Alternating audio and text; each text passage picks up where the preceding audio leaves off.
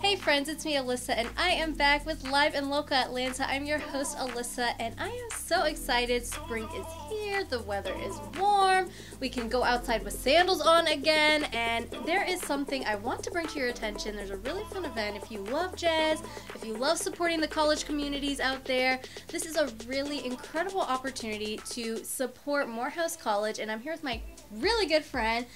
He is a freshman. Yes. Freshman in college. How good of a friend am I if I don't even remember where he's at in school? But he's a freshman at Morehouse College. I'm here with Cameron Smith to talk about your incredible event going on that's focused on jazz.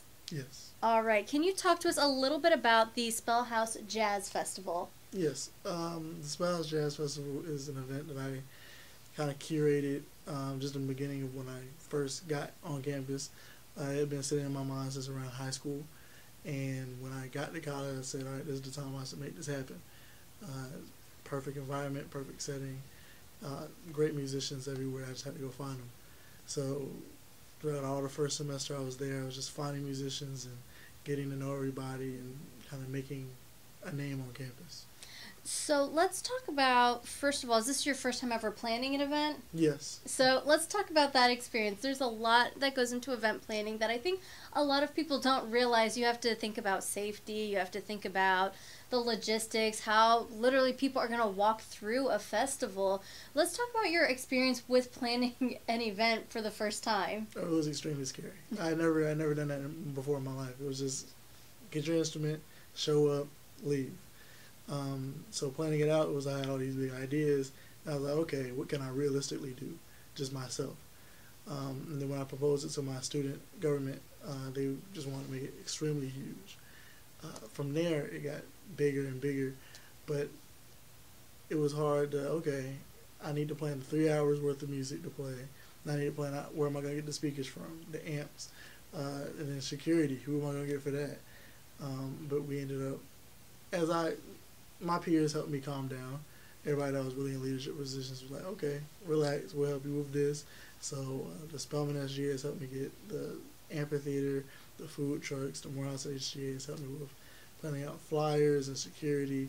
So I've had people helping me throughout the way that I'm more familiar with it than I am. I love that. And one thing we all know, especially when you're a freshman in college, it's so rare to hear somebody taking on such a big project because this is a huge time in your life. You're transitioning from high school, going into college, and yes, maybe back in high school you're the man and you know what's going on, but you really don't know until you take that first step into college and you're like, oh wow, the world is so much bigger than I even thought it was, and there's so much life to be learned, and this is such a unique time in your life to begin with. So add on top of that, you're powering through and making an event that's never been done before, and it's featuring jazz, which, by the way, I am a huge fan of. Now, how did you find that in you to say this has to be done? Because honestly, my first year in college, I was just so focused on I wanted to socialize and make friends.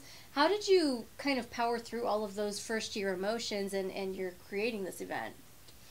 So when I was in high school, I did doing a dual enrollment program. So it pretty much got me acclimated to how college life would be, the schoolwork, how I should maneuver my time management skills, and go from there.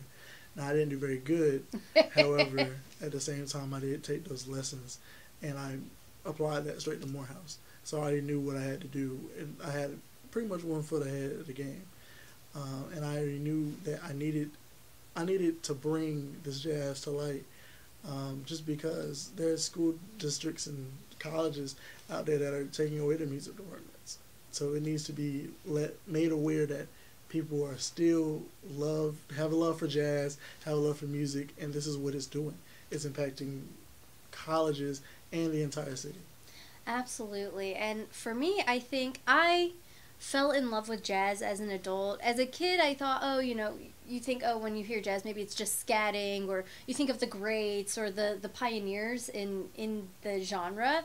But I really fell in love with jazz, actually, when I first started working in radio, and I was introduced to kind of like more down-tempo jazz, and I was like, wow, like this is really nice. And I didn't know you can make jazz sound this way, and since then, I've always appreciated when you hear a nice something new, something maybe that's a little bit more contemporary, or something completely different, and you're like, this is really incredible what the genre is still doing today. Now, I have to ask, you are a jazz player, you play an instrument. Before I even get into that, do you even sing? You've got such a smooth voice. No, not at all. You can't. I will be joining my vocalist only because the amazing Morehouse Glee Club is on tour right now, and they don't get back until midnight of the 23rd. Wow. So the singer that I had for that, will be on tour. However, I am going to be joining singers occasionally on songs. Oh. So it'll be somewhat singing, but not too much. Okay. Can you give us a little teaser what you can do? Not a little That's not my ministry. I love it. So let's talk about, you do play an instrument. Can you let everybody know what instrument you play? I play the double bass. I'm a music performance double bass major at Morehouse College. Okay. But I also play the electric bass as well. I started off on cello, and I know the fundamentals for violin and viola, but I can teach it on around a middle school level. However, anything further than that, I can't do. Now, I think it's just so incredible. I really, stringed instruments, I'm assuming that means in high school and maybe middle school you were in orchestra? Yes, from elementary school on. Okay. Yeah, I guess I'm in that age group where we didn't start touching instruments. Well, we touched the recorder in elementary school, but in those middle and high school years, it was really about being in those finer programs. I think it's so incredible. A lot of people, when they hear the word orchestra, they hear the word band, they hear these, or they think of these classical, like a Mozart or he's really the only one I can think of right now, but they don't think about what jazz does, and it takes the traditional and throws it against the wall, picks up the pieces and says, this is what we're making with it now. We're going to take this instrument, we're going to use it in a different way, and it still sounds beautiful. Can you talk about kind of what that draw was for you when it came to picking an instrument or experimenting with music when you were a child versus today? It's been very interesting. It is always a fun experience. It's very frustrating at first, of course. I actually wanted to start off on violin. My mother then was like, no, you're going to play cello. So then I picked up the cello, and I worked on it, and I kept going. And it's always fun to have people with you that are going to be there just supporting you.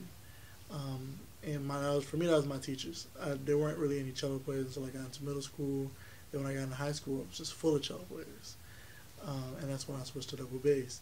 Just because my freshman class in high school didn't have a double bass. And at my stature and my playing ability, they were like, you should be able to learn it fairly quickly. Let's switch you over to double bass. And then taking what I learned classical wise and bring it to jazz, which has been a different experience.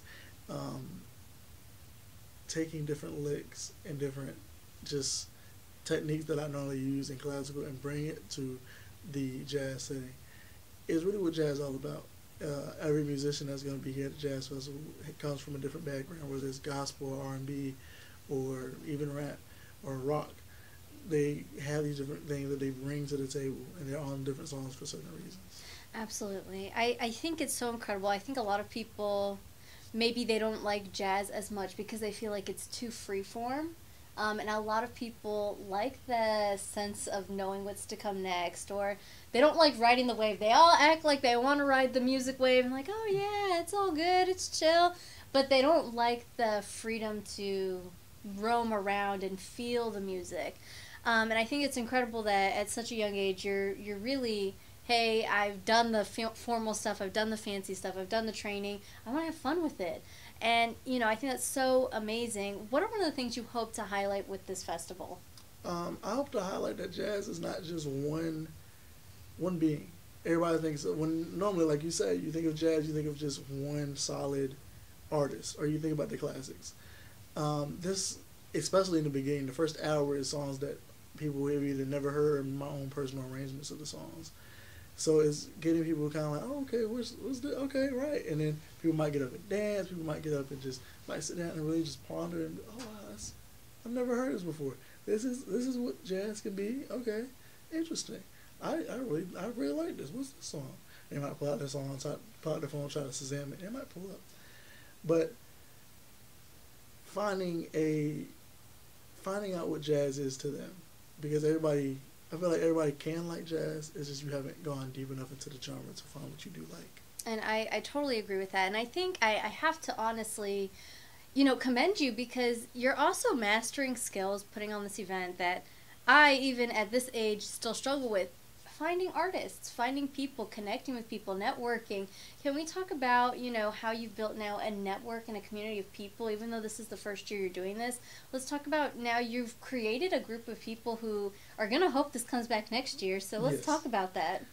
So yeah, this will come back next year. It will be an ongoing thing, and next year we're going to make an organization so I can go even past when I'm gone. Now, I found most of these musicians through marching band. I was a tuba player, and so I found different trombonists, trumpet players, even our managers. I got to talk to them, and one of them was a guitar player. He's one of our lead guitarists. People play multiple different instruments. So they might play alto saxophone, and they play baritone as well. So now I was like, hey, I want you for this song. Hey, well, do you know how to play jazz? Okay. Well, then I think if you put some time to the side and you learn a few things, you could definitely do this.